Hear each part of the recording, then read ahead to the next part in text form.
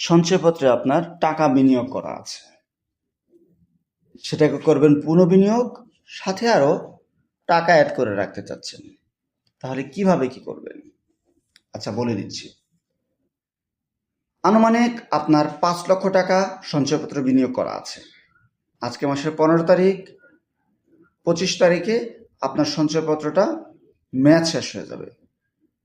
আপনি এটাকে পুনঃবিনিয়োগ করতে চাচ্ছেন, আরও চাচ্ছেন ৩ লাখ টাকা এটার সাথে অ্যাড করে রাখতে, কিন্তু এটা সম্ভব না। যদি সঞ্চয়পত্রে আপনি আরও টাকা অ্যাড করতে চান, সেটা আগেরটার সাথে কোনোভাবেই অ্যাড করা যাবে না। আপনাকে আগেরটা যখন মেয়াদ পূর্তি হবে, টাকাটা আপনার অ্যাকাউন্টে চলে যাবে। আরও ৩ লাখ টাকা আপনার অ্যাকাউন্টে রাখলেন। এবার আপনার অ্যাকাউন্টে ৮ লাখ টাকা আছে। আপনি নতুন করে এই ৮ লাখ টাকার সঞ্চয়পত্র ইস্যু করাবেন, অর্থাৎ এই ৮ লাখ টাকার সঞ্চয়পত্র ক্রয় করবেন। এভাবেই করতে হবে। ওইভাবে